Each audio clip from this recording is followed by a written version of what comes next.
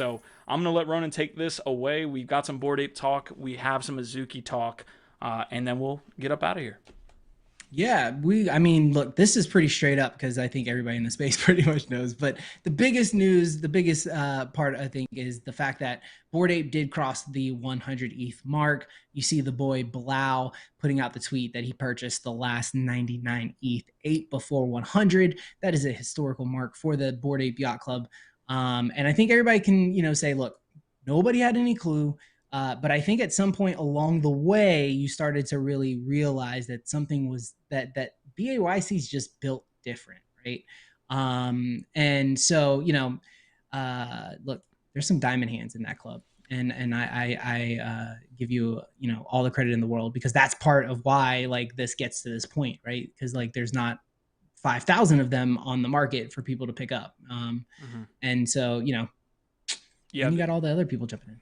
there's some conversations that we want to get to here. I think Bieber was able to buy a Bored Ape, and when I say was able to, he literally shot over the floor price by like 5x, which is a whole nother conversation to get into. The Ape token is another conversation to get into. So a lot of updates here in Q1 for Bored Apes. But I guess the real question is like why this all happened, and it's a complexity of features, as Evan mentioned earlier in the interview.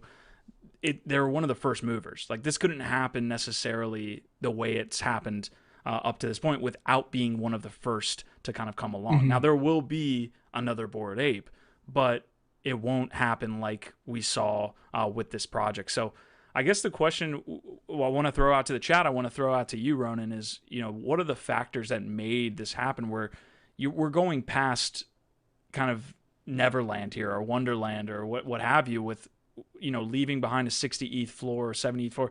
We're getting into ridiculous territory where Bored Ape ETH floor is now like 120.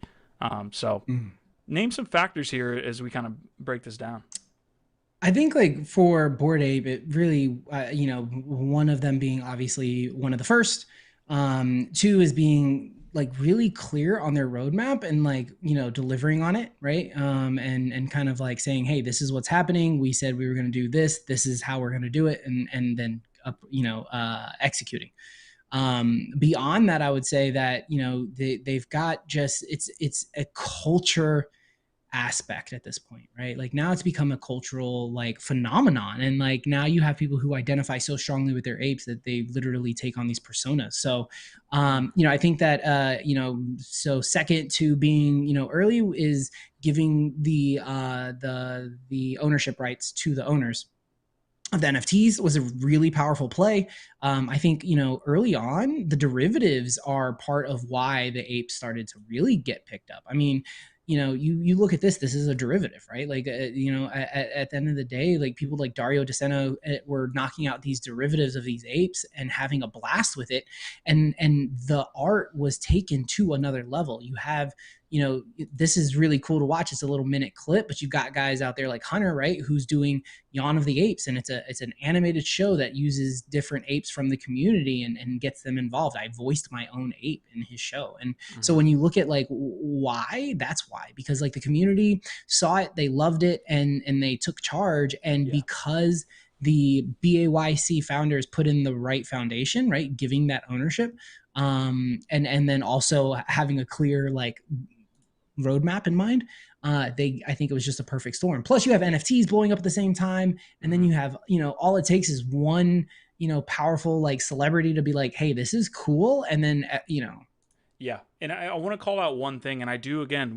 This is NFT Live. We want your guys' comments. You guys are NFT community enthusiasts just like us. But one of the things that was actually like negatively looked at when it happened was the mutant apes and the kennel club, and it was the increase in supply that original investors were basically going to be left out to dry. The value was going to go down. You're increasing the amount of supply, which again, is not like a one size fits all. And it actually turned out to be awesome, because what CryptoPunks should have done was increase their supply, maybe put down the price, maybe it suppresses the price or it launches a new product so that new people could get in. And that's where CryptoPunks kind of lost it, in my opinion, which is they didn't do a lot of updates. They didn't have any way for anyone new to get onboarded.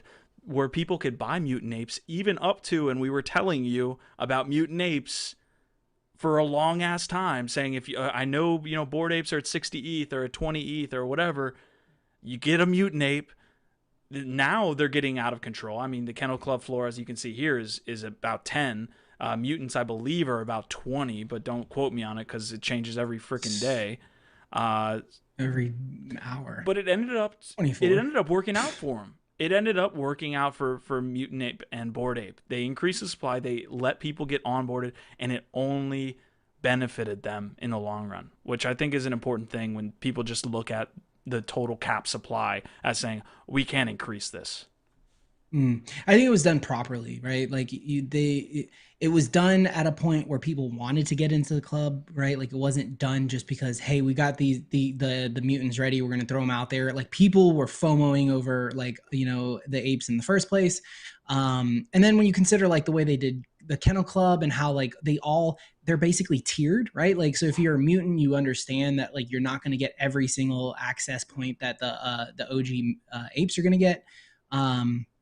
But you know that you're going to get something, right? So, and you're officially part of the club. And I think that like when you consider just that aspect of it, that's all that matters, man. And it's just really well done, really well thought out, really like a community taking over and taking charge. And this was my favorite part actually, because I really think that this is like, it's got to be the most emo thing anyone has ever done in the history of humanity, which is Bieber buys Mr. Lonely Ape for 500 Ethereum to just go to Instagram and post a sad Instagram post about being lonely. And then he hashtags it Lonely Bored Ape.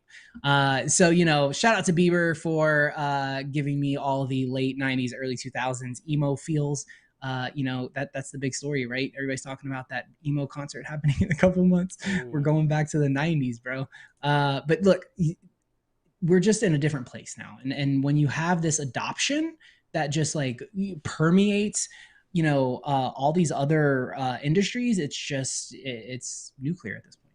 Yeah, 100%. I'm going to link one piece here. Bored Ape did an interview. This was just a AMA, so it wasn't any voice audio. And all of the links we use here are usually 99% of the time are in the description. They actually did an interview on Rug Radio, which is Farouk's entity there or media network. So he did an interview with Bored Ape on the historical day of 100 ETH floor.